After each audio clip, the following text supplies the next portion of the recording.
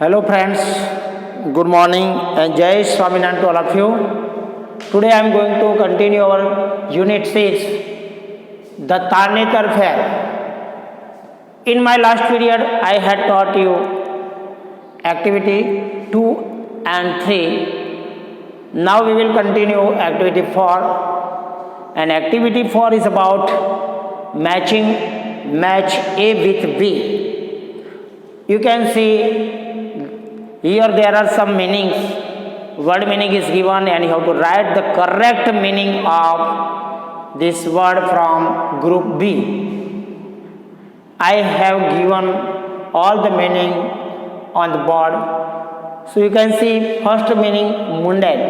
Mundane means होता है dull, ordinary. Whirlwind, happening very fast. It means कुछ चीज़ जल्दी से होता है उसको बोलते हैं वर्ल्डविन। Ethnic, connected with a nation, race या people that shares culture tradition. Ethnic means क्या होता है कि कोई राष्ट्र या कोई रेस या कोई पीपल के साथ जो उसका कल्चरल ट्रेडिशन को शेयरिंग में रहता है, शेयर करते हैं, उसको बोलते हैं ethnic. Connected with a nation, किसके साथ कनेक्टेड होता है? Nation, race, people that shares culture, जो लोग कल्चर ट्रेडिशन को शेयर करते हैं। Unison, all do something at the same time, मतलब सभी चीज एक साथ होती है, उसको बोलते हैं यूनिसन।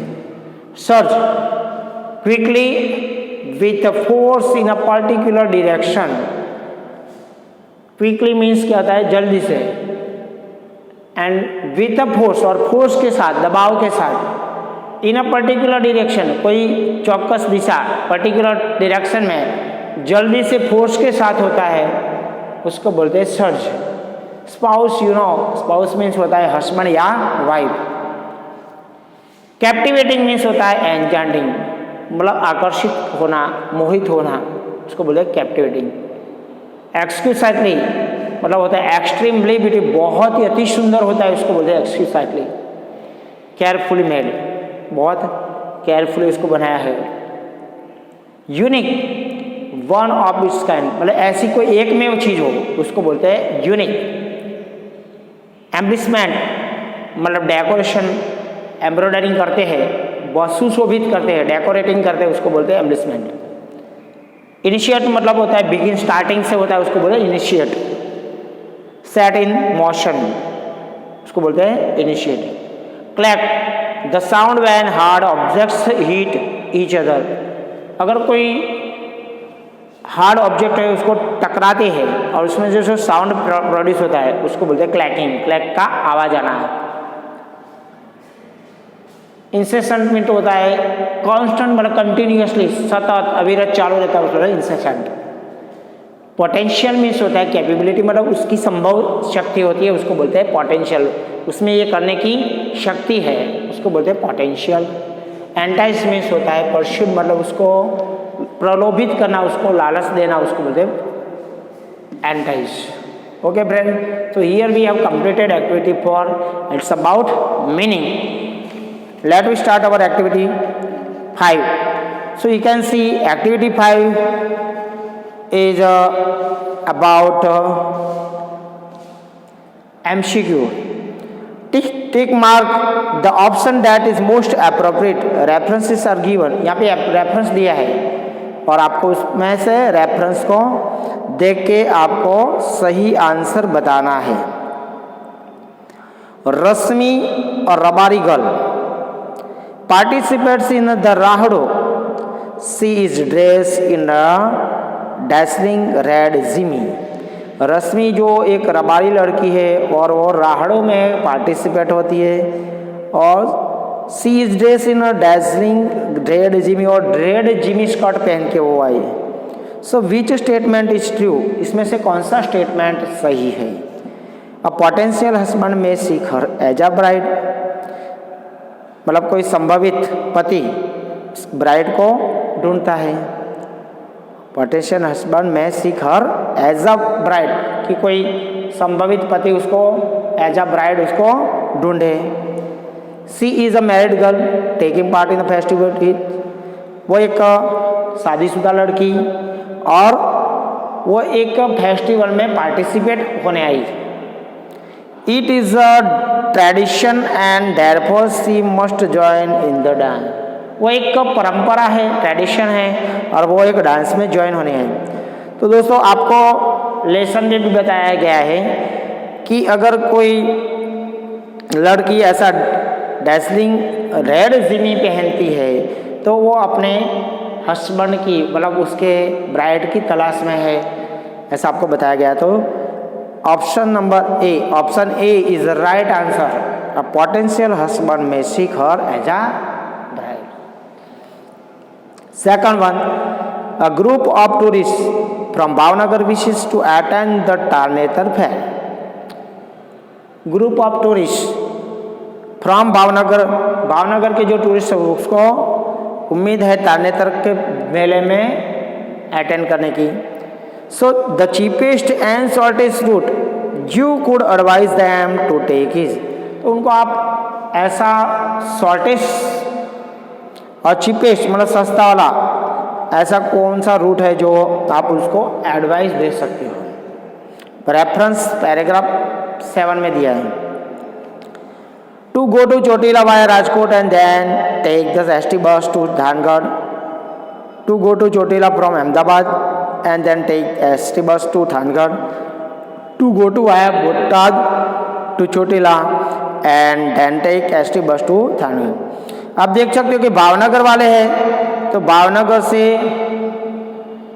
वहाँ पे चोटीला आने के लिए आप जान सकते हो कि बोटाद से चोटीला वाला जो रूट है वो रूट उनको शॉर्ट और एकदम चिपेस्ट पड़ेगा।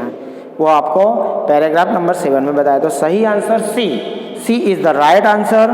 To go via Botad to Chotila and then take ST bus to Thangadh. If you are planning to attend the Tarnetar fair, you will do the bookings for the month of dash।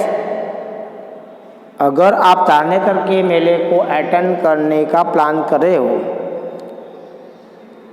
तो आपको कौन से महीने में booking कराना पड़ेगा।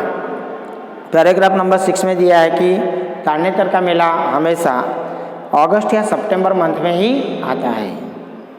तो right answer B. A young Koli plans to impress the girl at the fair। Young Koli is a kind of tribe, एक जाति है Koli.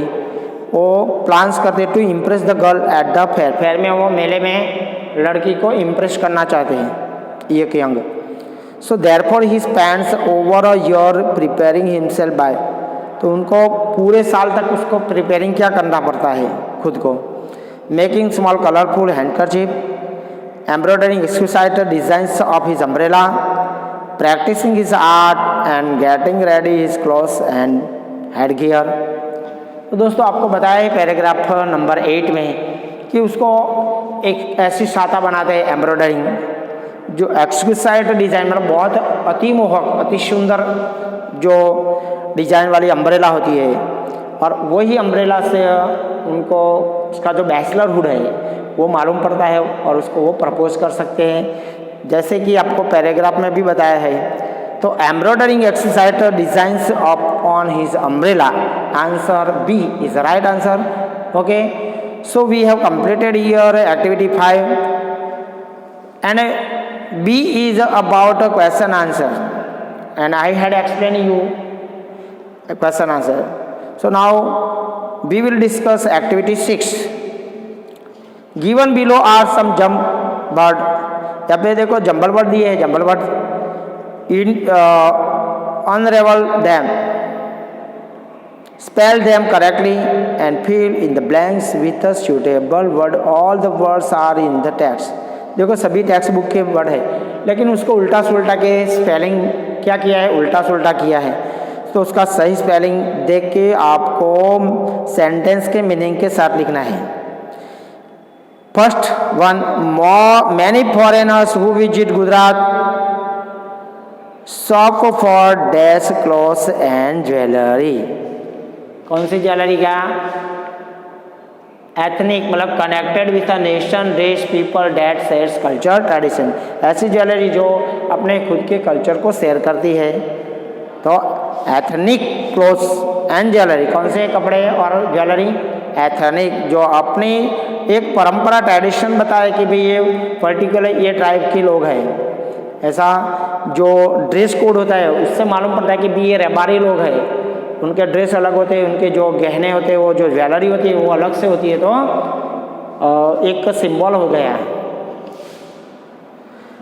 The gates open and the crowd dash in a waves forward.